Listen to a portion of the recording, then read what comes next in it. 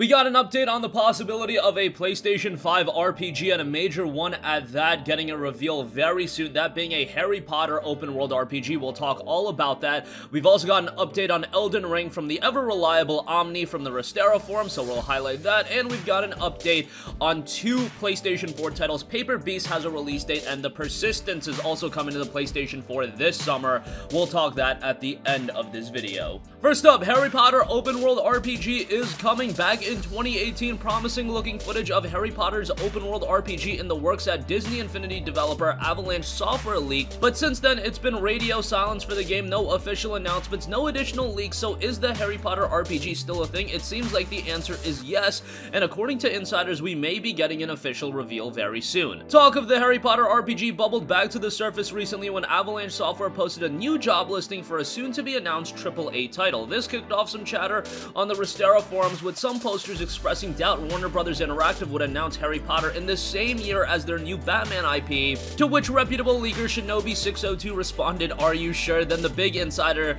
kahuna Jason Schreier chimed in with, "If only there were a venue in which multiple games could be announced at the same time," possibly indicating Warner Bros. Interactive is preparing to reveal the game at E3 or some other event alongside the Batman game as detailed by WCCF Tech. If all the insider hinting wasn't enough, Avalanche Software lead designer Troy Leviat had this little interaction on Twitter. Somebody asked, "Hey, I heard your game is soon to be announced. Any hint on when soon might be?" Yes, soon, TM, with a smiley face.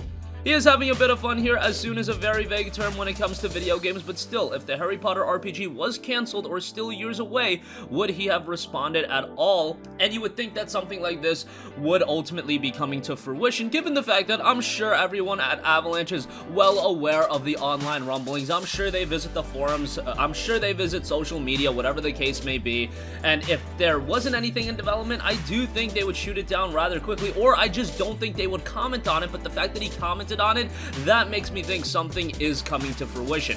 Harry Potter getting a quality open world RPG would be rather interesting, since Harry Potter, from a video game standpoint, has it really ever been done justice? Look, I'm not the aficionado on Harry Potter video games, I haven't played all of them, but I don't recall one of them really being an absolute standout. Maybe I'm wrong about that, maybe some of you other ardent Harry Potter fans remember a game that was like really good, whatever. But I think a next-generation RPG on the PlayStation 5, that could be something incredibly compelling, and you would have to think that this would be a next-generation title rather than a current-gen, or at the most, a cross-generational title, especially because some of the leaked footage looked rather good, and it is rumored to be running on Unreal Engine 4, so that is something to note as well. The job description itself listed experience with Unreal Engine 4, which is presumably used to develop the open-world RPG. If we go by the description of the job opening, it is a AAA title, and it is to be revealed soon. It being a AAA title is also rather interesting, because if you think about a Harry Potter game, some might immediately think, hey, maybe it's a AA title, maybe it's a downloadable title, but no, this is looking to be a big-budget AAA open-world RPG from Warner Bros. And the team at Avalanche Software. Avalanche is a pretty talented studio, and I want to see what they can come up with next, but a Harry Potter game coming to the PlayStation 5, that would be rather exciting, and if it's out by 2020, hey, all the better with that as well. Maybe the reasoning behind Warner Bros. Keeping a tight lip on these games is just because we still haven't even gotten the official reveal of the PlayStation 5, and if they do turn out to be cross-generational titles, and that has been the plan from the get-go,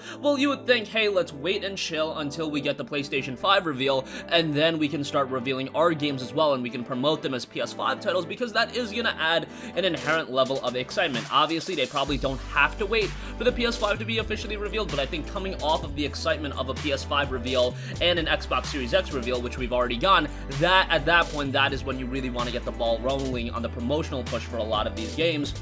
Especially because if you reveal it first before the PlayStation 5, they're still going to do very well. But think about this, the PlayStation 5 is then going to be revealed, a bunch of other games are going to be revealed, and then you get lost in the shuffle a little bit. E3 could be a perfect spot for Warner Brothers to make their moves and announce a lot of these games, and maybe a lot of these would even come later this year, given the fact that Warner Brothers has been kind of quiet about their game development, but you know the games are still being developed, and they've been in development for the last few years. Alright, moving on from that, we've also got a significant update on Elden Elden Ring. Elden Ring will not use Unreal Engine 4. Lighting will be improved over the past from games and won't release this June, which I don't think anybody is expecting the game to release in June anymore, given the fact that it's March and we still have not gotten any gameplay of the title. Elden Ring is not going to use Unreal Engine 4, but this doesn't mean that there won't be massive improvements over the previous games developed by From Software. In a new post on the Restera forums, Omni, who has been talking about the game for a while and is usually pretty on point, talked about the Elden Ring engine, which will be the same From Software has been using for a while and not the Unreal Engine 4 as the rumors state. He noted, quote, "Like I said before, it's running on the same engine, not Unreal Engine 4. Contrary to bogus 4chan rumors, there have been some upgrades, the exact extent of which I'm not sure, but of course, changes and improvements need to be made to accommodate for the different type of structures, systems, and design." While he didn't go in depth regarding the technical improvements, he did confirm that lighting will be among the improvements, noting lighting being one such upgrade. When you've got a dynamic day and night system, the lighting needs to change and be dynamic to fit that so dawn doesn't look and feel like midday, and midday doesn't look and feel like dusk or midnight. The improvements, however, will not make Elden Ring run automatically at 60 FPS on consoles, then just general technical improvements, which doesn't suddenly mean 60 FPS on consoles. Also noting, it should be pretty obvious by now the game isn't coming out June 2020. Surely you can also comprehend that it doesn't do me or anyone else beyond the impatiently curious any favors to start leaking internal dates that aren't ready to be shared yet for any reason, especially should things change from, and Bandai will talk about it when they're ready, and that's always something that I feel like is very important in gaming, especially now.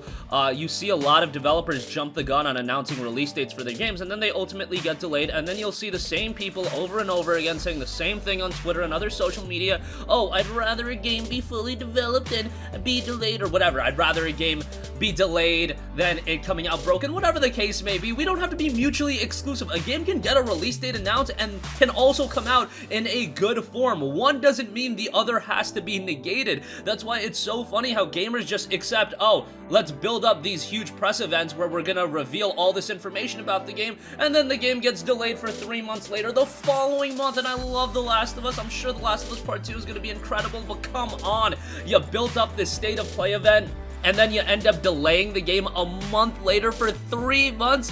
That's just a little questionable to me, and I know that there's a lot of things that go awry in game development, but unless you're 150% sure internally, don't reveal the date, don't announce the date. Yes, it's gonna annoy pockets of people here or there, but it's even more annoying when a game gets a release date announced, you get really excited, and then you end up delaying the game even more so, and that's been happening more and more regularly across all of gaming. Even with the big budget titles, Cyberpunk, Doom Eternal saw a delay from last year.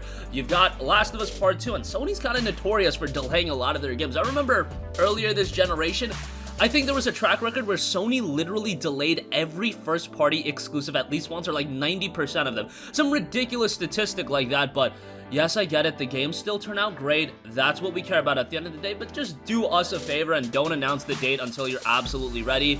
And in this case, with Elden Ring, yes, I do want to hear more about the game. Yes, I do want a release date, but if they're not ready to announce a release date that they're 100% sure that they can stay committed to, why announce a release date at all? Alright, so lastly, I do want to go over a couple of game updates that have come out. Paper Beast launches March 24th for PlayStation VR, and it is coming from developer Pixel Reef. This game looks awesome. Paper Beast is a dreamlike odyssey in a surreal wildlife simulation. Somewhere hidden in the vast memory of data servers in an ecosystem is born Paper Beast. As the first explorer of this virgin land, explore a world inhabited with endearing paper creatures, interact with quirky animals, and shape the environment to overcome obstacles and solve challenging puzzles. Unravel the deepening mysteries of Paper Beast in this unique virtual reality odyssey. Explore a dreamlike universe as you embark on a virtual reality adventure filled with discovery.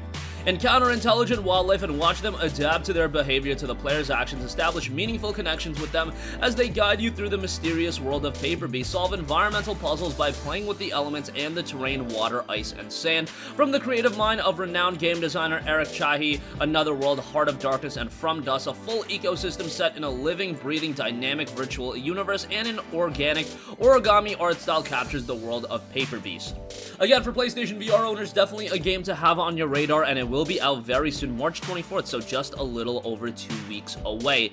And lastly, The Persistence, which is a game that's already available for PlayStation VR, will be coming to PlayStation 4 in its base version. The science fiction horror first-person shooter The Persistence, which first launched for PlayStation VR in July of 2018, is coming to PS4 non-virtual reality, Xbox One, Switch, and PC via Steam this summer. Now, Persistence looks rather good. It has you survive aboard a doomed deep space colony starship overrun with horrific and murderous aberrations. Obviously, a lot of people are going to draw resemblances to Dead Space, but now the game will be coming to PlayStation 4 vanilla without PSVR, so that's going to be cool. You've also got asymmetric multiplayer support, and if you do want to play the game in VR, that option is still obviously going to be open to you. And that's going to conclude this video. Again, Avalanche's Harry Potter RPG is rumored to get an official reveal very soon. Elden Ring gets a little bit of an update, not using Unreal Engine 4, and the game will not be coming out by this June by the looks of it. Paper Beast launching March 24th, and The Persistence is coming to PS4 this summer. That's going to conclude this video. Sound off with all of your thoughts in the comment section down below. Thank you for watching, and goodbye.